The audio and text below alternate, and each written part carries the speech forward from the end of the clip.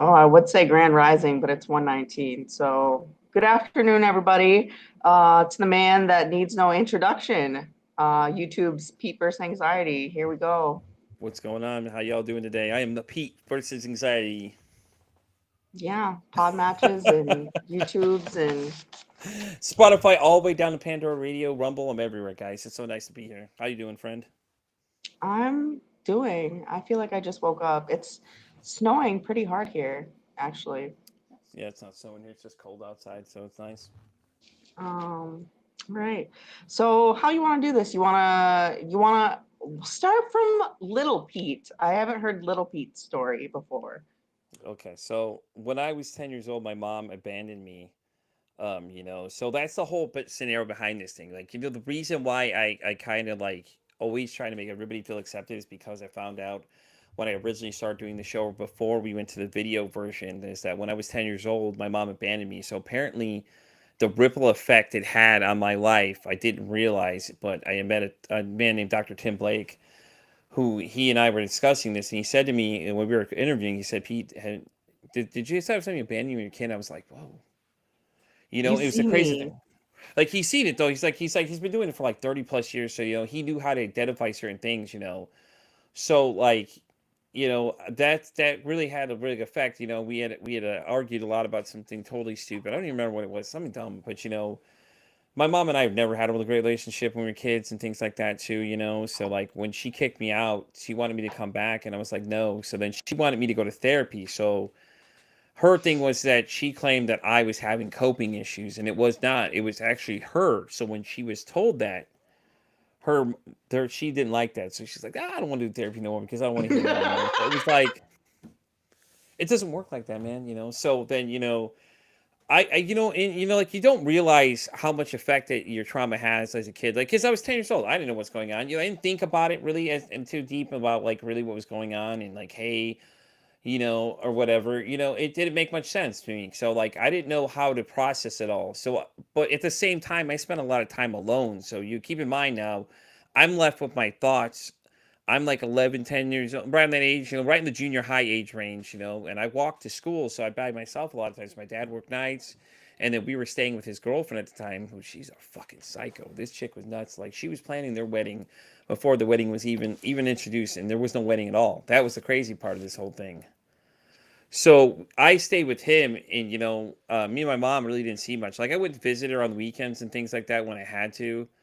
And it's almost like we still didn't have a great relationship because it was just like I still kept wondering why you abandoned me at 10. Like you kicked your kid out because you're that mad. You got that mad. You took me, dropped me off, and left me there by myself for an hour while my dad was at work an hour away.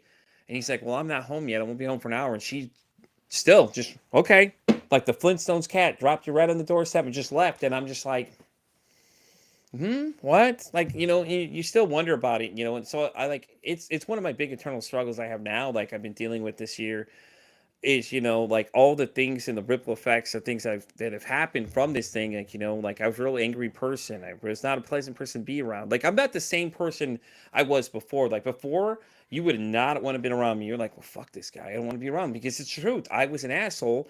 I was not a friendly person, and I really was. When I say I was just fucking rude to everybody. So that's a tough pill you have to swallow because I'm doing a lot of self-reflecting this year of things I've done in the past, and it fractured a lot of friendships and my own kids didn't even want to talk to me. Like in fact, they're talking to me now, but I had to deal with some serious shit that got said to me. One of them told me she actually hated me. And I don't blame her. I hate it myself. Like how can I tell you I Yeah. love you when I hate myself? Like I'm lying to you this whole time. In my ex, her and we didn't have the greatest relationship either. Like I had all these problems. She was a narcissist in ways, but at the same time she wasn't wrong. She's like, you should go get help. Seriously have a problem. And I refused to admit that I had an issue. Sounds familiar. So, it was hard though because I was doing a lot of drinking. A lot of people don't know this story. So like I did a lot of drinking. When I tell you I did a lot, like a handle a crown. I handled Captain Morgan. I was nailing it a day and a half at first, okay? Christmas, I did two, okay? One per day. I was just, and it just kept getting worse. Then like those tall boys is what you refer to them, like those big old things. Okay, so I was Yeah. shotgunning like 4 to 5 of those, and I was going online, and I played a lot of Call of Duty at the time. So like I get in these chat rooms, and there's this guy I knew from California that was just trying to be my friend, and I was a complete fucking dickhead too.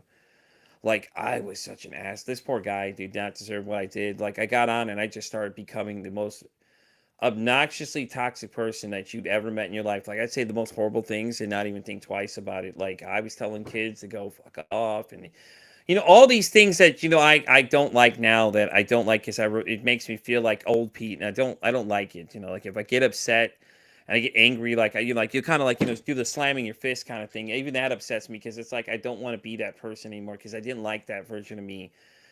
And, this whole year's been a self reflection period, like I was saying. And like I'm going back and looking at a lot of these things. And I blame my ex for a lot of things, but at the same time, I didn't make the situation any better. I wasn't sleeping. I was drinking. I was taking it on the kids. I was saying things to the kids. I did a lot of things that just were not like acceptable. So, in that sense, when she left with the kids, it was probably the best decision she could ever make, because being near me was a bad idea. So they came and lived with me for a little bit. Fucking terrible idea. Like I'll be the first one to tell you, it was probably the worst idea ever. Because the things I put those kids through, because I still was struggling so bad, and it's like I'm trying to raise 3 girls on my own. She's nowhere to be found, at first in this whole thing, and then it's like I those poor fucking kids, like they went through so much because of me, and it's fucking horrible. It really is. I should have made a better decision as their parent, but I can't do anything about that now. I could just admit my faults, and it seemed like that helped repair some of the Oh relationship yeah. for us, because we were like, I had to deal with a hard dose of one of them telling me they hated me, but they're talking to me now. Like we have a very like, you have like a teenager like relationship. Like you only talk to your parent here and there. Hey dad, can I borrow $20 for this or what? That kind of thing goes on. Which I'm like, okay, that's cool. Um, it's scary, man. I'm so old now, dude. One of my kids is actually going to college now. She's already signed up for classes and everything like that too. And then the other one's about that. Both my twins are about that high school. And then I have an older daughter that I don't tell anybody about this, but she was adopted when she was younger. But I was like 19 when I had her, so like I was a kid Oh myself, wow. and I was in that phase where I was just a terrible fucking person to be around, dude. Like you didn't want to be around me. I don't even know why that girl that I was with, that her mom, but my oldest one, was even with me, because I was just a piece of shit, man. I was the worst person to be around, and I can admit it now. Before, you would never hear me ever say those words ever, But like I said, I've been going through a lot of reflection with a lot of shit going on as my life's been falling apart, But at the same time, it's been getting better. So I mean, it just comes with it. Was So all this before you started your podcast as well? uh, no, the self reflection was this year after doing it, and meeting all these people and hearing their stories. It was like, everybody kept asking about me, like, my good friend Vanessa, who she runs a podcast, Humanity 2.0. When we interviewed, she had asked me, said, well, we didn't talk about you, Pete. And I was like, yeah, the whole point of the show wasn't to talk about me, though, but I wasn't ready to share anything. As the show proceeded on, when we got to the first point of the January of the first year, um, we had that oh shit moment where the guy was talking about committing suicide. He was like, I was talking about, he described it to a fucking T to us right there when we were live on YouTube and everything else, and I was panicking. And then as we progressed further and I started meeting more people and hearing these stories, I was just like, people kept asking questions about me, and then little by little, I just kind of started telling more people about my story, about what my whole story was about me and what I went through and the things I did, the things I said, to where I'm now, where I've just gone on this complete different journey this season, where I met a guy in the beginning of season 1 named Julian. Like, if anybody hasn't seen this episode, go check out season 2, episode 1. Oh no, actually no, it's episode 2. My bad, because the first one with John, he was a Koshki Galactic something. I can't remember what he was, but he was an interesting guy. But Julian was the second episode. So Julian and I had gotten into this situation where he started interviewing me in the middle of the show. Like this has happened before though with another person named Leslie Turner. She's like, no, no, no, let's not talk about him. We want to talk about you. Like, she was one of those people that were really interested in me. So like me and Julian started talking about it, and I started revealing little bits of things about myself, and and then it felt better to start talking about it. And then little by little, I just start sharing more things. And I did more of these guest spots where, where I recently was on one where it was called Looking Through the Glass with a couple ladies I had met through another friend of mine. And yeah, that was a shit show. Yeah. Yeah, so I went on the show and I was talking about my current situation, which you already know, and everybody's about to Yeah. find out right now. I'm going through a divorce, so I went on and I was just fucking unloaded. Like I was a trauma dumping girl. Let me tell you, when it was bad. Like it was bad. It was bad. They were cool about it. They said, no, it's okay. We understand. They were really, but it was to me, I just felt terrible, but I was like, I just had to tell somebody. So the conversation, and Wanda knows part of this. I don't know if I told you the whole conversation. So I had told her I had plans to commit suicide a couple months ago. Okay, so it was rough. Like the relationship was breaking down already. Okay, so we already had our frictions and things like that.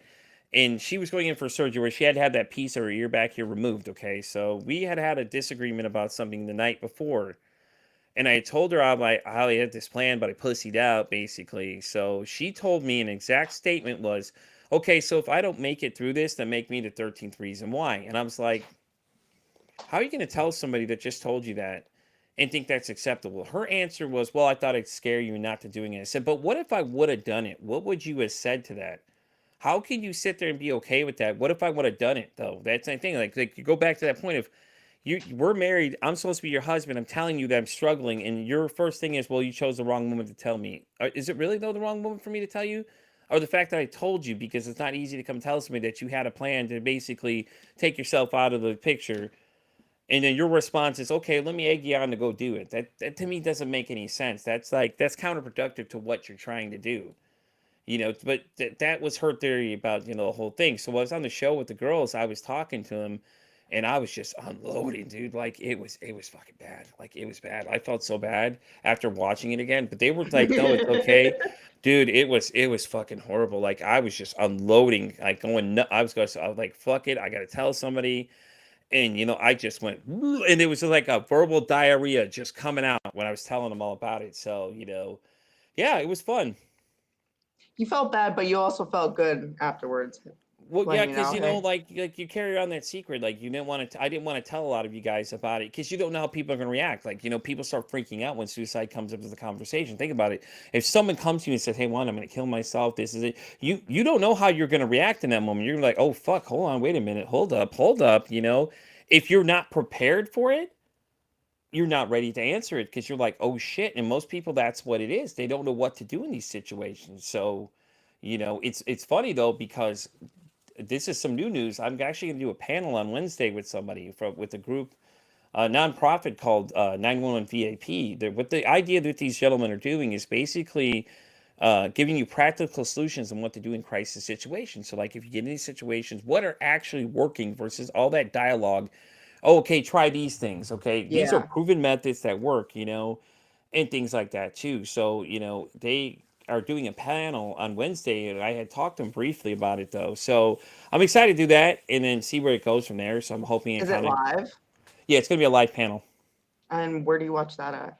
I'll send you a link for it. It'll get you a link for it. Everything is a Google link. You can sign up for, get the link to it Okay. because they're gonna do it on Google Meetup or whatever they said was the link of where they're gonna do it at and stuff like that too. So it'll be very interesting. But the fellows will be on the show too. We're trying to get to the panel first, and then we were talking about setting up a date for us and things like that as well. So it's been kind of interesting ever since the last time we spoke, and we've seen each other. Last time you're on the show, there's a lot of things happen. I've met a couple of interesting new people in between there, You've and done a things like lot that this too. year. You Yeah, you've done a I film a lot lot. this year. I film a lot. I know. How often do you actually like Okay, so my recording schedule currently is Mondays and Tuesdays, and then I pick up extra ones here and there. If I run into a story that's interesting, I try to use Wednesday, Thursday, Friday, Saturday, Sunday area to just kind of do them. So any given day, I'm doing 4 to 6 podcast interviews on Monday or Tuesdays. Like this Monday, I have at least four. One with being a guy that's the ex senior copy editor of Wolf Blitzer for CNN. So he'll be on as well, and and stuff like that too. And then that Tuesday, I think I have like 6 interviews I'm doing, if they all show up though, but it's like, okay, if they don't all show up, it's really not a big deal because the show's already pre-recorded all the way out to the 14th of January. So we're already that far out. I still have a few other interviews to load in there and put in everything like that. So we're still humming away. We're officially booking to March as well too. So I mean, it's we're still going. So even if I'm doing like that large volume, you got to think if I'm doing 3 episodes a week, for every three of those people I'm interviewing, that's 1 week I'm done and I'm ahead again. And I'm still ahead because I'm so far ahead now that if well, I'm taking the week of Christmas off, that I'm just going to do absolutely nothing. I'll probably just post a bunch of videos and things like that from, the other past recordings and things like that, and Yeah. anticipate the ones coming up and stuff like that. Well, we'll have drops still going on, but I won't be recording that week, so it really won't affect anything. You release like 3 a week? hmm Okay. Okay. Monday, Wednesdays, Fridays. You can find me on Spotify, all the way to Pandora Radio. I'm also on YouTube and Rumble if you prefer to watch your podcast that way too, and things like that. But yeah, I'm at 3 days a week now, and it works out because of the volume of people I'm getting. And there's constantly people emailing me. I get emails every day of different people that want to be on it. I'm going to be on another media panel that I was on like in October. I got invited to come back again for it. So in February, I'm going to do another panel. So I'll be a panel member on that one too. So I'll interact with up to like 50 people in a day in about 3-4 hours, give or take. That's fucking cool. Like you set the bar for where like I'd like to be because I don't even like I've never even pictured that in, my journey. Right now I'm just kind of doing it for funsies. Yeah. Yeah. No, listen, if I would have told you where I've gotten so far and where I'm at now, it's crazy because me and a friend, we were having a conversation about this. She was like, I was on Canada TV, what is it, the Rogers Hornsby Network or whatever it is out there. So my friend that hosts a podcast called Everybody's Addicted. Okay, so the scale of her followers to mine, she has like 90,000 followers on YouTube or more than that. She said to me in a conversation, she said, "Why is it that I hear your name more than I hear my own? Damn. I'm doing something right. Apparently, Damn. people are talking about me. You know what I mean?" And it wasn't even like her me trying to be rude. She was just saying, it's funny that your name it comes up so much, and I'm like, I just me, man. I network with a lot of people. I see a lot Yeah, of you people do. talking about me. So Fuck yeah, you do. yeah, I got a lot, and it's great though. So I mean, I'm making traction this season though. It's kind of cool to see where I'm at. I got invited to the panel that I'm doing. The other panel, I just did an interview with them on the phone, which like you've ever gotten grilled by two people at once? That's really what it was. Like they were like asking hard hitting questions about things. Like they were going from every dynamic angle possible to test you to see if you're ready for this because it's going to be a live panel and I'm going to be on the. I don't know who else is going to be on with me yet, but I think another girl that's been on the show. She was applying to be on too, so I don't know if she made it through the preliminaries of the whole readings Oh, it's for because they're. serious. So the two of them were like they were just going back and forth and everything. And I was like, "Ooh, okay, all right." These guys are serious. And then that's when I found out that they're actually a part of a nonprofit that they started. We were talking about that. So they offered a master class for me too to go take and things like that. So I was like, "Hell yeah, all right, let's go, let's do this." So, I'll have an update after Wednesday of how it goes and things like that. So you may start seeing more 911 VAP stuff in my show being associated together because I don't know where our relationship's going to go from there. I think we're just right now trying to get past this panel and then go from there and see how it goes. So, I mean, I'm very interested. I like what they're doing. I think the message aligns with what we're trying to do. So I really think it's going to be an interesting experience. What platform would you say you get the most? What's it called? Like the most Most nominees listeners. or yeah.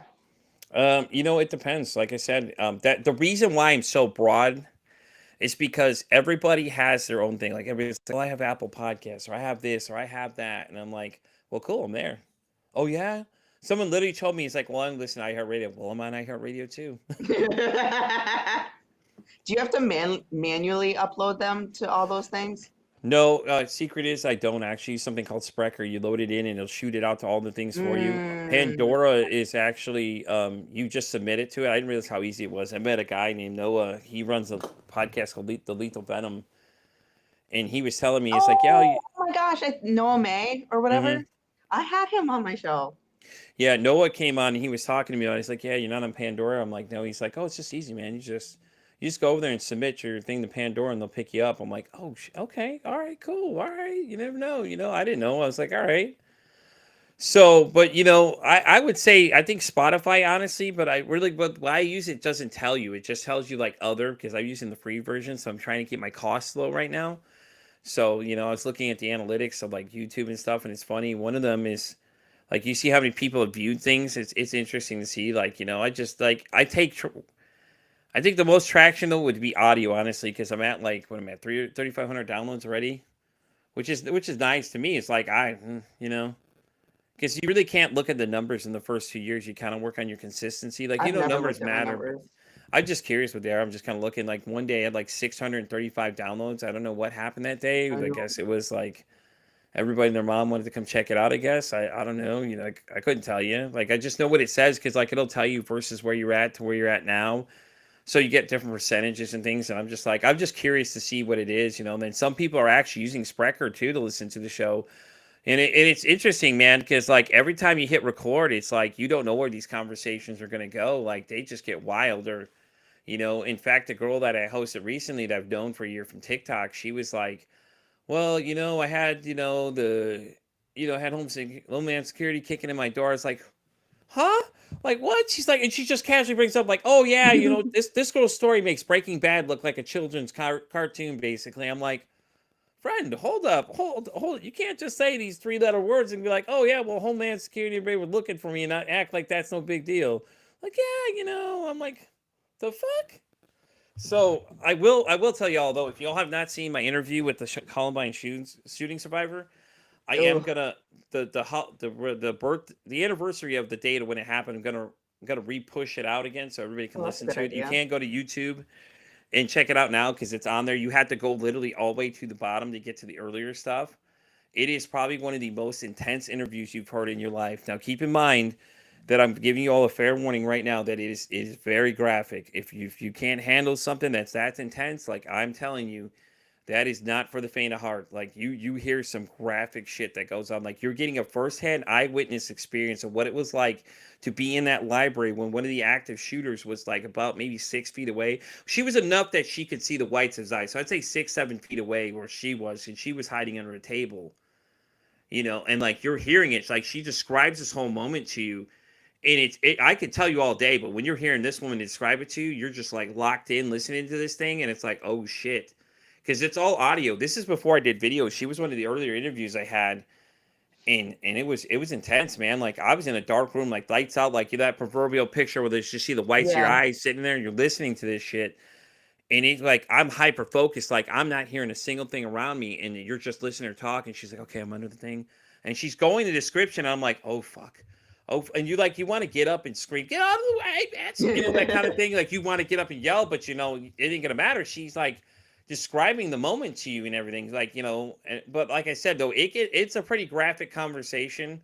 So if you haven't listened to it before, I'm like, and then if we go fast forward to my the suicide awareness videos I did, oh man, those were rough too.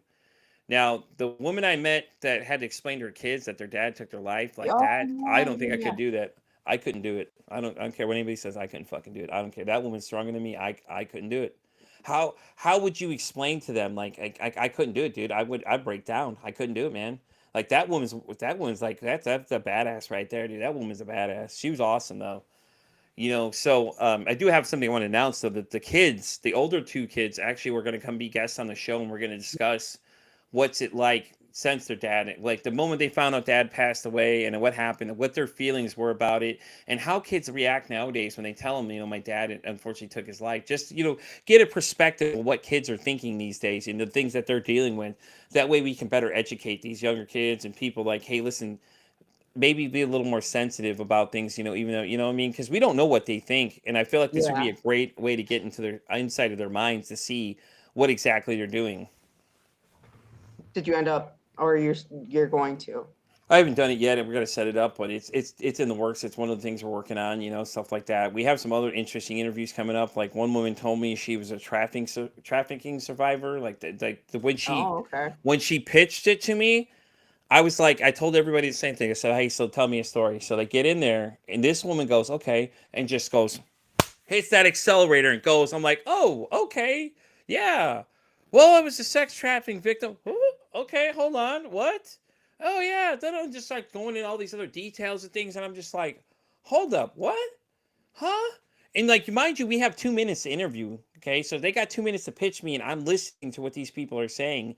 One guy, he made me laugh. He's like, you know, Pete, fuck it, we're gonna throw this up because it doesn't have to do. Let me tell you a story, and just starts going off in this whole tangent. I'm just like, oh god. So I'm looking forward to this panel because the last time it was so interesting, the range of characters of people that were just coming to talk to you about things, and it was so funny to see how many different stories they could tell you. Because literally, all I told them was like, "All right, this is what I do. So hey, just tell me a story." And then the stories these guys were sharing, I was like, "Oh, okay, well, all right, cool." So we do have some interesting ones coming down the line for sure. Send me a link to that Wednesday one. Can I check it out after it premieres at the I same link? I'm not sure. I'd have to see. I'm not 'Cause my sure. Wednesday is pretty booked. I'm Also not two sure, but more. I'm sure they're gonna post it somewhere else. Like I would guarantee they would. They post it somewhere. They're doing it through Google Meet, so I would assume they're gonna put it somewhere else if they're trying to gain traction with the panel. Even though someone wasn't there to attend it, I'm sure they'll put it somewhere else. So I'll Okay. ask them where else they're posting it, Yeah. and I'll let you know for sure. That way you can know where you can find it if they've got like YouTuber page that they're using or something like that. Okay. Is Sprecher free to do all Mm-hmm. those things? Okay. And then did you find the Columbine shooting one on Podmatch or through networking? I found through networking. I actually found her in a Facebook group. That's how I originally started this whole concept of the show. I pitched it as an idea, and the flooding amount of emails. God, girl, I got 150 comments of people wanting to be on the show originally when this thing started. So to keep in mind, keep this in perspective. I'm only doing 1 day a week, Mondays at 10 a.m. I booked to the end of the year within a day of just Hell people yeah.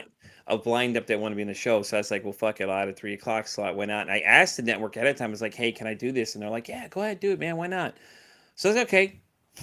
Shot to the fucking end of it. I was like, what the fuck, dude? This is crazy. Like the demand is just so much, and you're just like, holy crap. So imagine I'm trying to schedule these people by hand. I don't have my digital calendar I have now. I didn't get that until November. So I'm trying to by hand digitally. People Oh are shit. canceling and shit's coming up, and I'm like, oh shit, I need a 10 o'clock person. So I'm going back to Facebook, just scouring the Facebook pages. So I didn't get into Podmatch until the beginning of the year. I actually met a friend who's coming back too, Stephanie Michelle Acock. She came on, and she has a award-winning script called Root. So, oh no, sorry, it's Bloom. My bad, Bloom. So she has this movie called Bloom that she's working on. Basically, the idea is to change the aspect of the way we look at mental health. Like it's a lot of her stories in there, but the main character goes through the things that she went through. Like she lost her dad to suicide and all these other things, and it was interesting. She had told me about Podmatch. So the funny story is that Alex, the founder of Podmatch, Yeah. reached out to me all the way back in September. I didn't think of it as like anything. I was like, okay, whatever, whatever, So like, and then she mentioned it again. It's like, wait, why does that sound familiar? So I went to my email, and over there searching it, and I was like, oh my God, it's the guy I thought was a fake email because his picture was like that grayed out color. It's like, okay, well, I'll check this out. Why not? So, greatest decision ever, though, because I have met so many cool people going through there. That just endless amount of people I've ran into. Like, I had my first global bestseller come on, and she was really cool, things like that as well, and then a lot of these other people I got too. It's just like I got Dr. Jen. I just started Love pitching her. people. I got her. I got Lucy Lenore from the band Hunter. She's got like 20,000 followers on TikTok. Oh yeah, you showed me a song from her, I She's think. actually down in Houston. Okay, so I got her the same way. So I just pitched a comedian that a friend of mine, Vanessa, was telling me about. She was exchanging messages with him, and I first thing I click is his things talking about mental health. So he did a whole comedy set about mental health and things like that too. And I was like, this has to be fate here or something. Is what I told him in the comments. Like, Aaron, listen, man. Me. I'm already going for it. I'm like, fuck it, let's go for it. If all he could say is no. So at this point, I'm like, So the next famous person I have is, let me think what her name is here. Melanie. I'm gonna look at it really quick here because I got to figure it out. I don't remember what her name is now, but she's got like 88,000 followers on Instagram. She's gonna be in here in like 2 weeks. I'm gonna talk to her. And Aaron reached back out. All right, hold on. Sorry, guys. But I'm trying to think what this girl's name is now. Oh, Melanie Goldman. Okay, has 88,000 followers on Instagram, She Okay. reached out to me because she'd seen the stuff I was doing with the show and was like, "Hey, I'm interested." She does a lot of stuff with the girl. Fuck, what is her name? She always goes on her account names like the Roma Army or something like that. The one girl that's very vigilant about just mental health advocacy and things, just so like for men and things like that too, and all these other things. Very outspoken. No, gets herself in a lot of trouble because she's very outspoken. But I love her though because of that reason. She's just out there fighting for everybody. She's like she doesn't have a problem, putting up for nobody's shit. Like somebody comes at her, she's like, I'm ready to go, man, and come back. So I'll send you some of her stuff too to check out and things like that too. So I've got some interesting people coming. Dizzy is Dead, the artist, the guy that does that song "I'll Be Fine." The one that was big on TikTok for a while. You know what I'm talking about. You never heard of him? I'm out of the loop, man. I know. I know. Anyways, friend, I need you to catch up. But no, like Dizzy is Dead has like 154,000 followers. Like I was on Thanksgiving, he was on. And I didn't know Dizzy was from Canada either. He's like, yeah, I'm in Canada. I don't remember what part he said he was in, but he was live on TikTok talking to us. And I told him, I said, hey, man, I run this mental health podcast. What are your thoughts on mental health? And he was talking about it. He said that song, I'll Be Fine. It's like what is it? It's like I'm fucked up, but aren't we all? That one. You've probably heard it and realized, like, okay, shit, I know what that is because it was overplayed for the longest time. Okay. And he also did another song with Mod Sun, but he was live, Oh, I fucking love Mod Son. He did Hey. he did a collab with Mod Sun as well. So, and he was telling us that the new song he had coming out wasn't out yet, and he was talking directly to us, and like it was me and like three other people in the room. And at first I was just talking to him, and I asked him about his, that song "I'll Be Fine." He said it had to do with addiction and things like that too. So I was like, oh.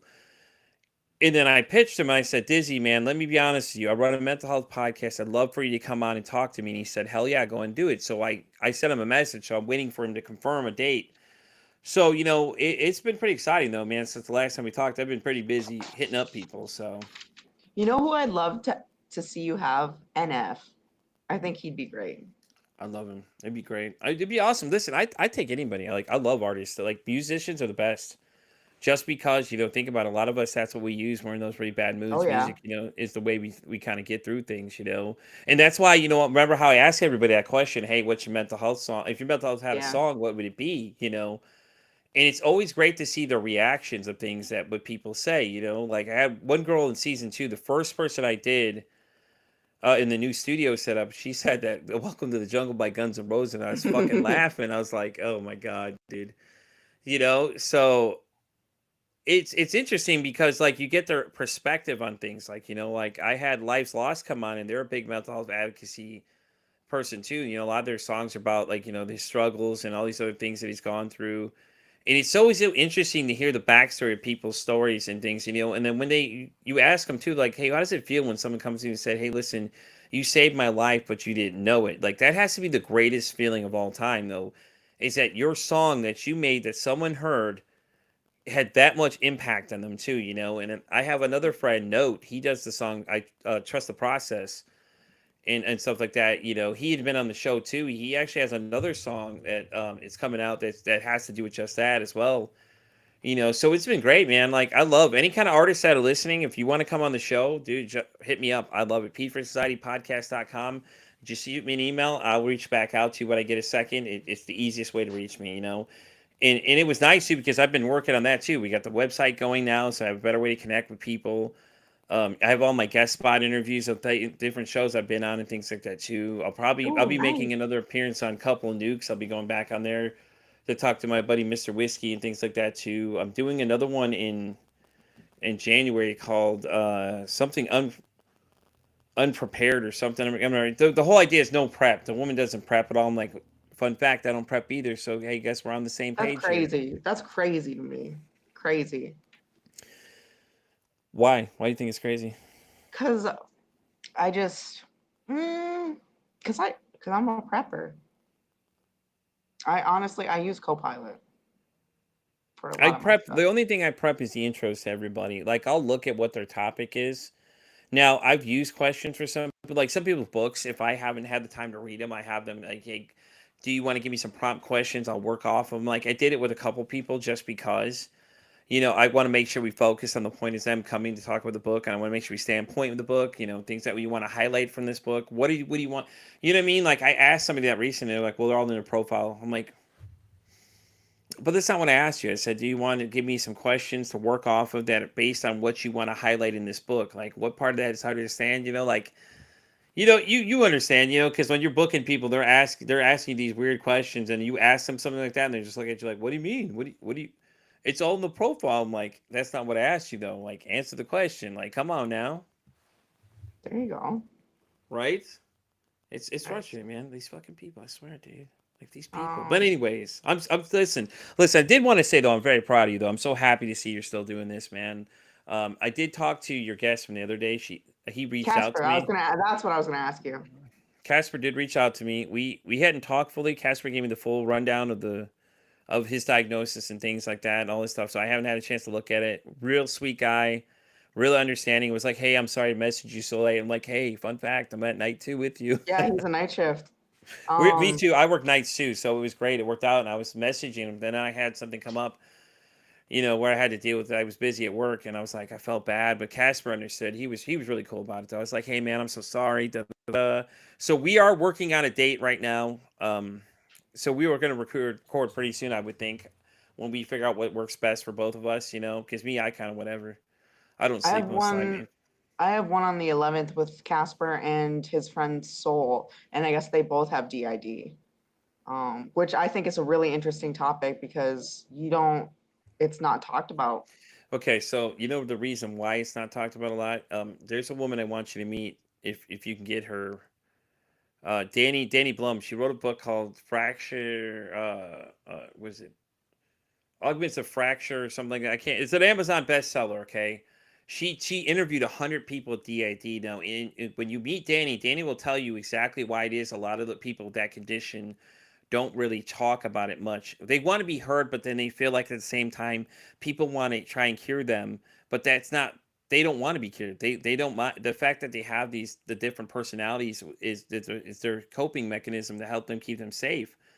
But a lot of them still want to be heard, but at the same time it's like everybody wants to fix everybody kind of thing, you know what I mean? Like everybody wants to solve the problem, like, "Oh, I got to solve your issue for you," and it's Yeah, like they don't want that though, from what her experience was from the 100 people that she interviewed. So she'd be an interesting person after you meet with Soul in them again, and go talk to her and see what her perspective was from what she did, because yes. she interviewed a bunch of people and she interacted in this community of people on Facebook that all had DID, which I think would be an interesting person for you to talk to. Honestly, she's a real sweetheart too. Great book. I haven't read the book yet, but I keep hearing great things about it. I have a copy in my inbox. It's on my list of things to read, along with another woman that's the FBI sleep doctor. She sent me her new book about sleep. So, and she was very happy to hear that I prioritized my sleep. If you haven't watched that one, that was a fun interview where she's just giving me how, "Well, Pete, you need to sleep more." I'm like, "But Dr. Lee, I don't have time. Who's going to talk to these people if I don't? Everybody can't do everything like Pete can." Fair. I No, man, but do I do do what? have some Talk to me. regular questions to ask you, some plain old Jane questions. Well, go ahead, friend. It's your Okay. show. Um, what what's the funniest way anxiety has shown up in your life? The funniest way it's shown up? Yeah. You know, I do this thing and people think it's hilarious, but I cast movies in my head. I'm such a movie person. Like my brain goes 10,000 miles an hour. I literally sit there and like for anybody that doesn't have anxiety, just think of like if you took your thought process and took it and put it to like Sonic the Hedgehog speed, like, or the Flash and just, okay. So I'll grab an idea in my head and it'll go, okay. And it'll go and then it goes, "Okay, Pete, let's go," and just takes off. So I'm constantly thinking of different things. Like I could be doing other things. I could be doing like I'm doing, saying other things. But at the moment, I'm constantly thinking about how to recast people in the movies I've seen. And that's how I keep my anxiety in check. I know it sounds weird, but it helps, like, keep my mind busy. Because if it starts thinking about certain things, like the worst case scenario things, it'll start taking off and start reinventing it to other things. And then I'll start panicking about that. Like, literally, like, I'll start having a fucking panic attack. Like, I was asleep the other day And like all of a sudden I just like my heart started racing and I didn't know what it was, and it was just like that, things like that, it just comes and goes. But it's funny though because people laugh at me because they're like they think it's hilarious, but I'm like, listen, you don't understand. This is how I keep my sanity. Some days, like my brain is going 1,000 miles an hour, and if I don't do something to keep it busy to try and slow it down, it's like, it'll That's take unique. off and run. Very unique. I haven't heard that before. It kind of goes with the next question. If your anxiety had a voice, what would it sound like? Oh, yes. Okay. So I've already prepared for this one, everybody. So anybody that's old enough to remember this movie, okay? Does anybody, if you remember Fern Gully, the movie with the little fairies in the forest I thing, and they had remember of it, but I've never. okay, so you remember the bat who played the bat in the movie? No. Robin Williams played the bat in the movie, and he had this Aw. personality thing where he just kind of switched between them every so often. He played this character named Batty, and Batty was a bat that was an experimental one. So, it's like he just started changing off all these different things. He's like sitting there and all of a sudden, and he starts like going to different voices, like, so like it's like, what are you doing over there? You know what I mean? And then you go, you know what I'm saying? It's like you're just switching between things so fast. So I was telling people, like, said, if my anxiety had a picture, it would be two things. It would be anxiety from Inside Out 2 or Batty from Fern Gully because, like, I go all over the place and I'm always all over the place doing things. Like I come up with the most random thoughts ever. Like, hey, listen, I got to tell you guys something. And I have this podcaster group on Instagram. Shout out to Jasmine, Jay, and Vanessa and Mr. Whiskey. All are in this group. Unfortunately, I have to listen to some of these wild ass ideas I come up with. Girl, literally in the middle of the night, I'll just start going off about things like, hey, guys, I just want to tell y'all something and just start talking, even though nobody's listening. Probably 90% of them are sleeping. Jay's probably asleep. Jasmine's asleep. Whiskey's kind of in. And Vanessa is kind of in and out. Some nights she's up with me and some nights she's not. And I just come up with the most random things and they're just like laughing hysterically, going, what the hell is this guy talking about? So it gets interesting though. I love that question though, because that's 100% would be, I'd say Batty. Currently it's Batty, but it would be almost anxiety from Inside Out 2 because it's 100% was like, he gets that constant state of worrying and you're like, oh God, it's really what it's like. Have you ever tried podcasting by yourself? Have I? Yes, actually. There's a funny story. Before I started this podcast, I had one called Pete's Corner Store. Now, I don't know if it still exists. It may be on YouTube. I'm not sure. But there was the first season. I spent the first season solo talking about some of the craziest stories I've ever experienced in my life at that point. And when I tell you that I had 735 downloads in the first month of just rambling on incoherently about shit, that it was just like, it was funny because I don't know what half these conversations were. I showed up half the time, not even in the right state of mind. Um, you know, but I've done it before by myself. I am thinking about, doing another show idea. There's several different shows. Like I have many offers for people who do shows with me. There's one I've been playing around the idea of Pete versus his feed. So what the idea of the show is that I'm going to invite somebody to come on and we're going to sit and we're going to scroll through my Instagram feed. For all you that don't know, my Instagram feed is a dangerous place to be because you don't know what video is going to pop up. And I'm talking the most raunchiest, the most wildest things you can think of that are on the internet show up on my feed. Like You're clips just that people scrolling. cut? You're just scrolling and these videos come up of people like making confessions about the strangest things you've ever heard in your life. Like you're just like, what the hell? Like the one, for example, I could tell you right here now is the one where the lady had found out that her boyfriend actually was her son. She had left up for adoption Whoa. and she had 3 kids with him. And by the second Oh, kid is when she realized that it was her long lost son. So we're talking like that. It that's gets worse crazy. than that. Yeah, that answers my next question. So Like, what so my buddy Jay was like, hey, you should do that. You should. He's like, dude, you need some fucking help, and so does crazy? your feed needs help too. So I'm like, so I'll send these random videos to them.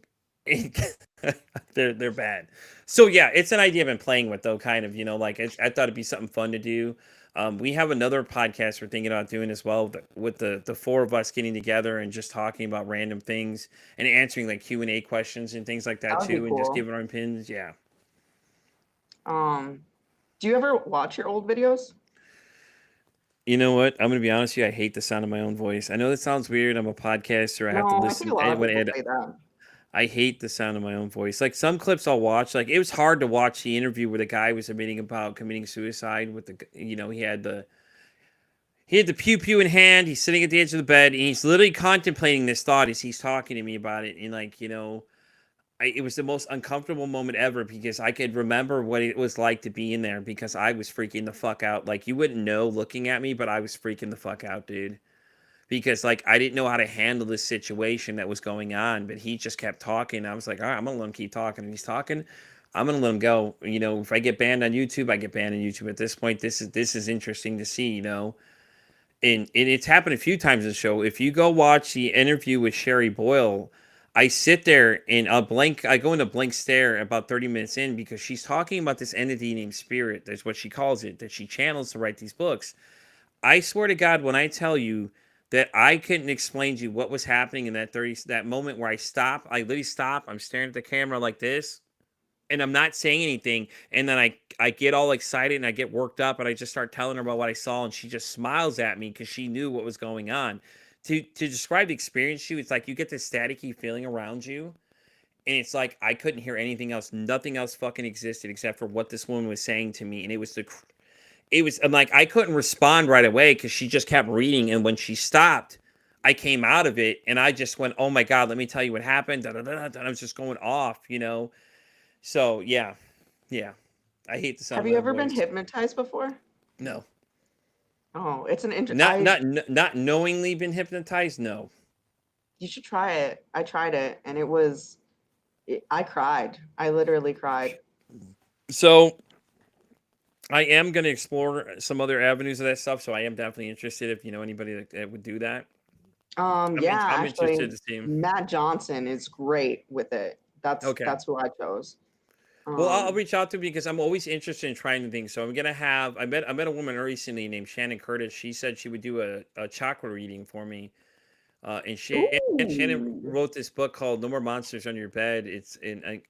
Actually, let me show you something. Let me get it out for you. I want to show you this. It's actually kind of cool.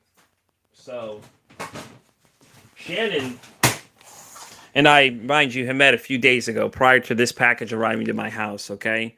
So Shannon sent me a copy of the book, and I don't know if you've seen my post yet about what she did, but she actually sent me a copy of this book. It's called No More Monsters Under the Bed. Let me get it on the camera so y'all can see it. All right. So Okay. Shannon went ahead and did this.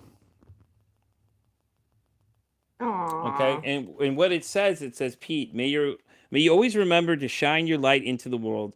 Peace and love, Shannon. Okay. And then Shannon also sent me this as well. What's it say? It says Pete, thank you again for having me on the show. Love and peace, Shannon. So she sent that with everything else too. So I just like it's been interesting though. But I met her though. But she's an interesting person because she has these books. And the idea of the book series is to teach kids how to emotionally regulate. But it's an interesting way. So it's a children's book. Oh, So love that. it was great though. I got this package. She's like, hey, I want to send you a copy of it. And then like a few days later, it showed up at my door, and I was like, oh, okay, what's this package? And I noticed the name, and I went and opened it, and then I got the fact she signed it for me. And I loved it. It was like that's so cool. So I do have another package coming. I haven't gotten yet from the guy I told you about with the 12-year-old girl Delilah. A little bit of her story about how she unfortunately took her Is life 12 hours that the one after. with the song? Yeah, the song. Okay, so the Okay. song premise to it a little bit is that Joseph had said that 12 hours after they recorded her voice singing the intro to that song, she unfortunately took her life. And me and him are discussing this, and you can hear, we're discussing like the moments beforehand. He's like, when I met her to the point, like, 12 hours later, she's gone, from the time this thing was recorded, and it's crazy because she's 12 years old. It's like this little girl is 12 years old, man.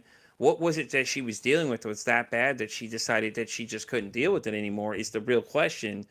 Is that I was thinking, and then Joseph and I got into conversation about music and the power of music, and and it was a real interesting conversation. But it was just like, he'd emailed me a couple days later, hey man, I'm sending you a package. I was like, okay, well, I'm still waiting to see what the package is, so I'm kind of excited to see what it is. I love when people send me shit. It's really cool. So like Shannon's books are to be cherished. Obviously, I have a little little storage container here where I keep all my stuff in right now because I'm currently in between places. So when I get my new place, I'm gonna put in my signed books are gonna be in a special place because I have a bunch of them that are signed by people That'll be that cool have as been on the fuck. show. So Very it is, cool. I think what I'm gonna do is I'm gonna get a shadow box or something like that and put some of them in there and see how many I could fit in there with their names and a little photo of what the signature says on the inside or something. I haven't really decided what I'm doing with it yet, but that's the plan. So I think that'd be kind of cool, or get a little bookcase to put them in, kind of thing, depending on Yeah. what I decide to do with where I'm going with this whole thing, So, but it'd be kind of cool though. But it's been really cool though, man. Like I said, it gets interesting. What's the biggest lesson that anxiety has taught you about yourself? God, that's a good question. Hey. That just because you have anxiety doesn't mean it has to be a negative thing. I mean, if you think about it from this aspect, that you're anxious for a reason, something that you're worried about, or something that has you in a heightened state of awareness.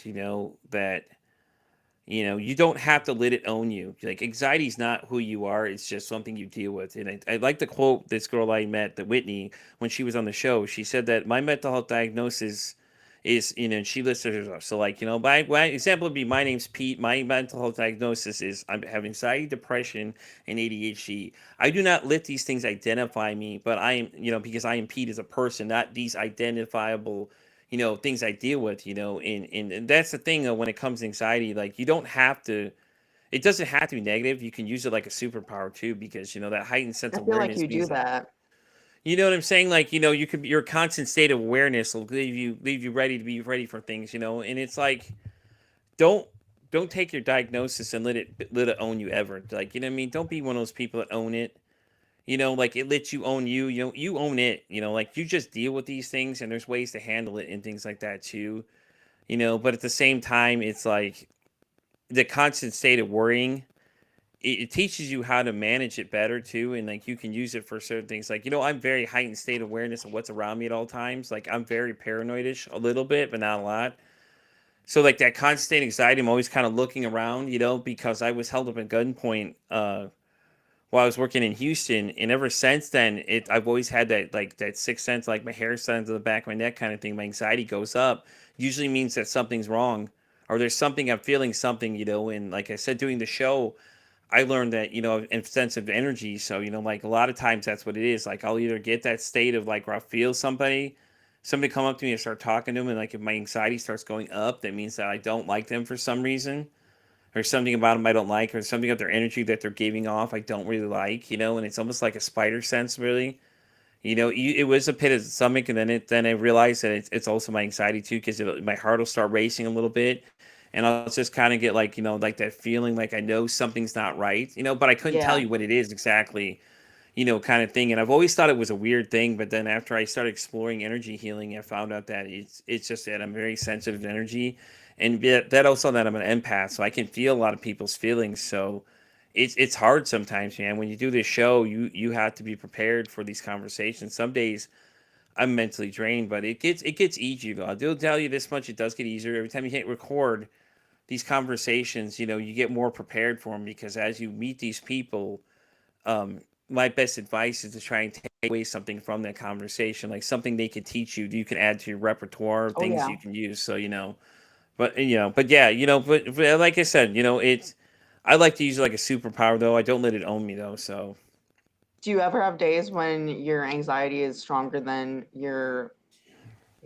recording? Like, so I'm gonna be 100% honest with you all. There's days where my depression and anxiety are having a war of who can fuck me up more. And I will never tell you. You'll never know. Like, I'll sit here for an you'll hour, still do record it? You'll still go ahead and do it? 45 minutes to an hour. You'd never even have an idea what the hell is going on in my head, and people don't know. Only the really good ones that know would know. Like, like, some people can tell. I think some people can tell in the interviews, depending on how good they pick up on things.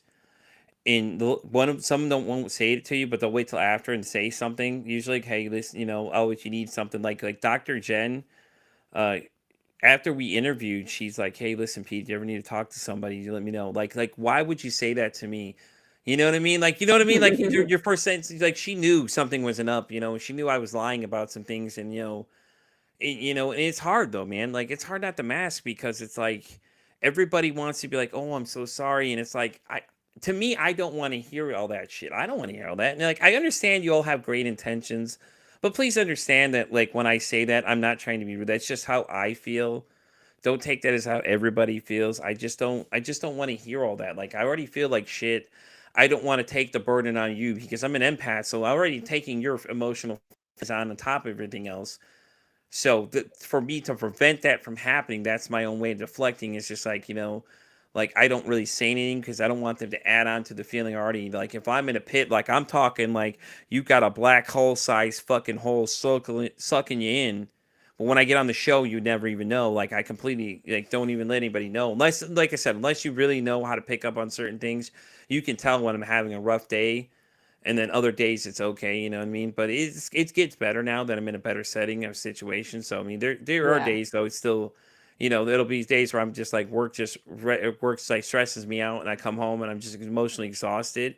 But I still have to get up and do it because people signed up to be on this show, and some of them signed up like 6 months ago, man, which is still fucking crazy to me that Damn. people want to talk to me that far out. What's the best way to help you when you're going through that kind of You know stuff? what? That is a fantastic question. Okay, so let me explain this to you. Wanda's question is exactly what you asked somebody. And I love that you asked that question because for everybody, it's a different situation. Please understand that some people you just can't do something for. Just being there for them in the moment to let them know you're there, that's enough for them too. So, what Wanda asks is exactly what you need to do. You need to go to this person and say, listen, hey, how can I help you? Now, how they respond could be different. Mine is honestly just listen to me go. Like I'm telling you, just let me go like the fucking Energizer Bunny, dude. When I'm going full blown freaking out, you'll know it. Like there's no question what level I'm at. I'm at freak out mode. I'll go off like the Energizer Bunny, just going back and forth. I'm just going, and I'm like, I'll start pacing back and forth, and I'll start mumbling, and it'll start sounding like I'm mumbling to myself, but I'm just decompressing everything like a balloon deflating air. And when I get to the final state of it, I'm good to go. Like I had a friend and I told somebody about this. Like I had a freak out session last night, in fact, because I just had a lot of shit going on. And one of my buddies, Jay, he goes, well, what's up? And I just went off. Like, I don't even think the whole message took like 5 minutes Instagram clip of my voice just, are you good, Pete? I'm good now. And I'll go right back to normal, be fine, and in the moment, you can't help me. Once I'm over that edge, there's nothing you can do for me. Unfortunately, I know it's hard to hear that, and some people just you have to understand if someone tells you you can't help them, please don't force yourself on them because you're not doing them any favors. They're telling you that you're detrimental, and I know you want to help them. I know you want to give them, love on them and things like that. But sometimes you just got to let people vent it out because it's so much easier, especially with anxiety, with the thoughts that bounce around your head.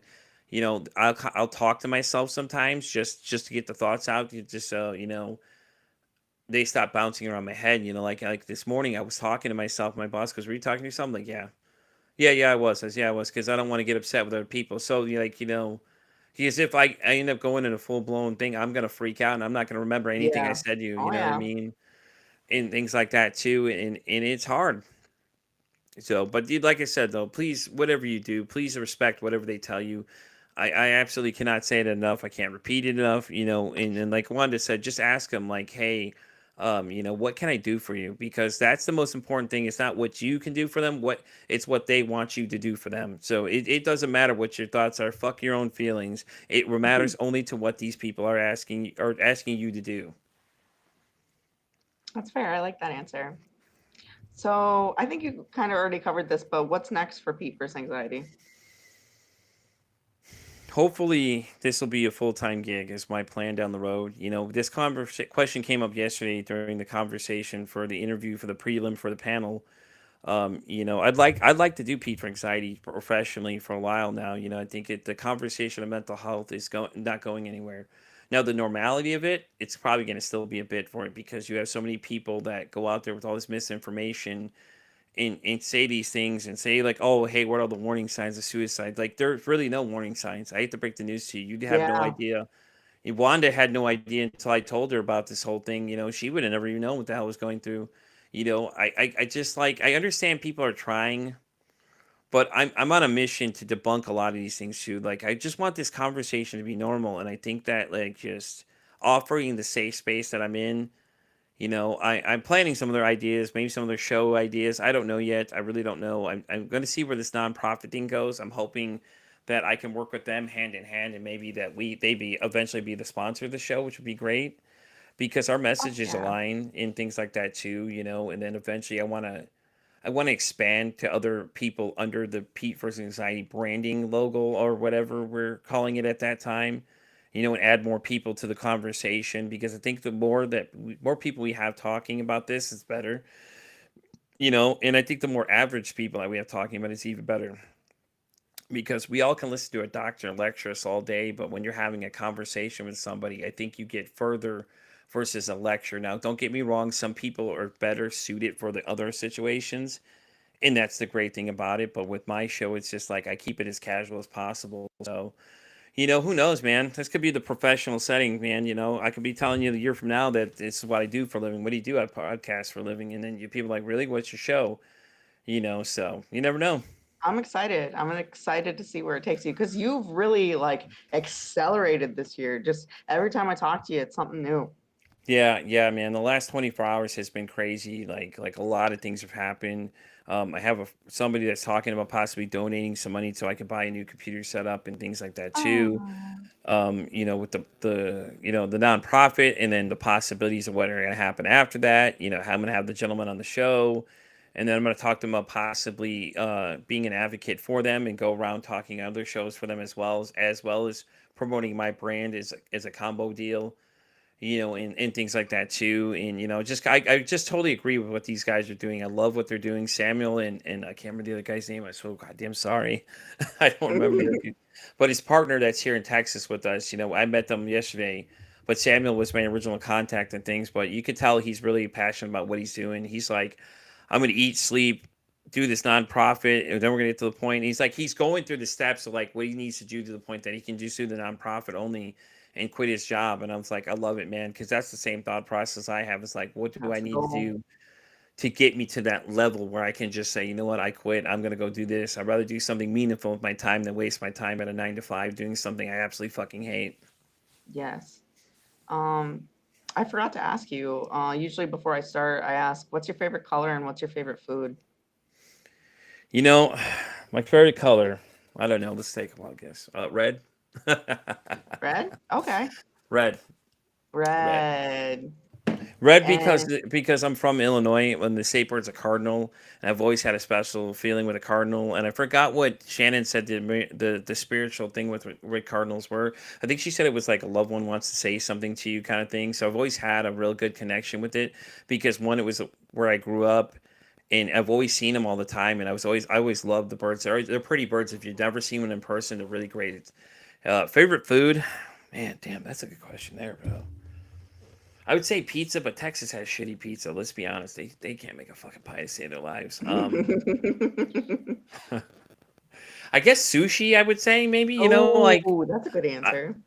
but I'm a adventurous eater though. Like so, I eat everything. Like any places I go and any new places I can check out, I'm always down to check it out.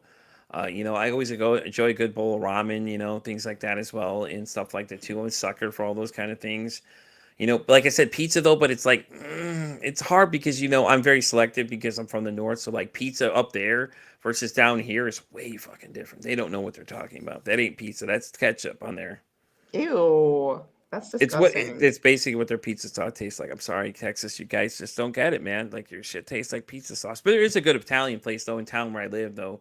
They're authentic, bro. You can tell they make the dough and everything, and it's really good. So luckily, there's my saving grace. And then the Domino's I go to sometimes, where they're they're okay, but I don't get the sauce. I don't get the pizza sauce. I get the garlic sauce instead. Oh, it's so good. Fair. Mine is green, and I think my favorite food is like tacos or mac and You, cheese. you said you think you got to know, Yeah. friend. Come on now. Mac and cheese is good too, though. I had a weird obsession with mac and cheese. Like I go through these phases where I feel like I obsessed with certain foods. Like I have this weird thing with hot dogs. Like I have this craze where I like want hot dogs for a while, and then I'm like I want nothing to do with them. And every time I eat them, I always think of that scene from The Great Outdoors with John Candy, where the little raccoons are talking about, you know what those are made of, right? Lips and assholes, you know. And I always fucking laugh every What? time I see that shit. You've never seen that movie? What was it again? Man, it's called The Great Outdoors. I forget how young you are. You may not know. I'm 33. Yeah, you're around. I'm Aren't you like 40. 40. 40? Okay. We're Okay. 7 years apart, trust me. If you had never seen The Great Outdoors, anybody listening to this episode, go check it out and watch what the raccoons say. They're the funniest fucking part of that movie. They're talking about, Is it a oh look, cartoon? mom. No, it's a movie. John Candy was a Okay. big actor back in the day. He did like Uncle Buck and a bunch of other movies, you Yeah. know. So he did this one about this family that goes camping, and then Dan Aykroyd, which you probably recognize him from either My Girl or Ghostbusters, is in the movie too. He plays his what is it, his cousin or something like that. His cousin posing to be rich. So they go to this campground, and John Candy's all excited about doing the camping experience, grilling hot dogs and things like that. So the one guy's like, he's like, oh, you know what Chester wanted to make? He wanted to make hot dogs. You know what those things are made of? Lips and assholes. So then it cuts to the scene of the little raccoons knocking the trash over, and the mom's talking to the kid, and they're like, they're talking, and it goes, look, mom, I found hot dogs. No, you don't want those. You know what those things are made of? Lips and assholes. I was like, what the fuck? So that's the part of that movie I always think of every time. It's so fucking hilarious because when you get to that part, it's just like it makes me laugh. Because my ex always hated when I ate hot dogs. She's like, you know what those things are made of? I'm like, I know, I don't care. I'm just eating them anyway. Like, you know, like I fixate on certain foods, like mac and cheese for a while. Like I just wanted mac and cheese regardless of like what time of day it was. Like, man, I just really want some mac and cheese. Like I could sit there and eat mac and cheese, and then you cut the hot dogs in it, and she found that to be the most disgusting thing ever. I was like, oh, this is so great. Oh, that's a classic. That's what I'm saying. The poor kid food. I'm right there with it.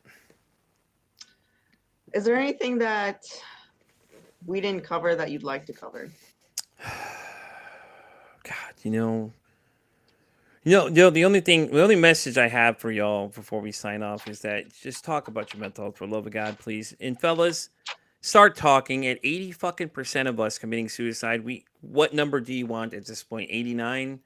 I think it's time that we start having a real honest conversation and stop blaming each other as these derogatory terms for talking about having a what is it like my friend Gretchen says, a messy head, like they talk about it. If you need help, get help. If you need someone to talk to, reach out. I'm always available. Listen, I'm available 24/7.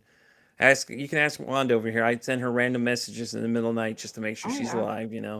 I just want to make sure I'm still ticking though. But anyways, no, just like I said, man, let's make it a normal conversation again. Let's stop stigmatizing, everybody and start helping each other, because I think that together we have a stronger bond versus being individuals, because we see how far it's got us so far, and it's still a fucking shit show out there, and if we start like little by little start talking more about it and stop scrutinizing each other, I think it'll be a lot easier for people to bring the conversation up, and they won't feel so scared to bring up like, hey, I think I have an issue or some sort, and things like that too. I really think So it brings us closer together. Like I've made so many good, like strong connections with the people I've interviewed, and it's made me a better person. yeah, because you don't feel like you're alone. You know that that if you're having a rough day, you can come and tell them. Like that friend group, I told them something last night that I haven't told anybody, and I could tell you right now that if you told most people what I had said that came out of my head in that chat alone, you would have thought Godzilla was crushing Tokyo. Like literally, just fucking panic would have ensued. Oh God! But it's but it's like that saying goes, is like know your audience. Like I knew if I told them something that they wouldn't panic, they'd all understand exactly what I was thought. I love that. And they were doing nothing but being supportive about everything I just told them. They didn't make it weird. They didn't make it weird. They didn't make it like feel like like you had to be scrutinized for talking about these things. And that's another thing too, by the way. If you knew or somebody that is either attempted to commit suicide or knows somebody that has, please stop fucking making these people feel like they did something wrong. You don't know what they're going through on a daily basis. And that's why I always close out the show and say one kind act doesn't, the whole thing about, one kind act, you could say something like, because you don't know what somebody's going through the minute you Oh interact with yeah. somebody. Oh So yeah. that little act of positivity could be the defining moment to save somebody's life. And then if you know that somebody has committed suicide, don't make them feel ostracized because now you're like, well, I can't say nothing to them. Because no Yeah. matter what you say to them, They've already had the plan, they thought about the plan, and they already had intention of doing it. You have nothing you could have said that was going to change that or make them do it. Now, obviously, don't go tell them to go do it.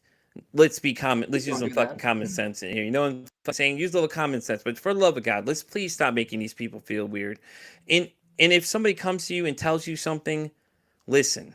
The greatest thing you can do is open your ear and listen, because at the end of the day, sometimes people just want to be heard. And if you don't know Oh yeah. and you haven't been there, someone listening to where you've been or where you're feeling like you're going could be the defining turn too, as well, to save them, because they feel like they're being heard. Because a lot of people that commit suicide feel that they're not being heard, or they're not wanted, or they're a burden. Don't make them feel like a burden if they come to you and talk to you about these things. Now, if the subject gets too sensitive, 988 is there for a reason. You can link them up with them. There are people trained to handle these things. But for the love of God, do not make these people feel weird about what they're doing. And be supportive of what they're telling you. Like, somebody coming and talking to you about these things, it's a greater battle than you realize, because a lot of people don't want to tell you because they can't handle the conversation. But at the same time, if they're coming to you to talk to you, that means that they trust you enough to tell you. Don't blow them off, for the love of God. And that's all I can say. Be supportive, but don't be a one-upper also. You heard? Exactly. No, I hear you 100%.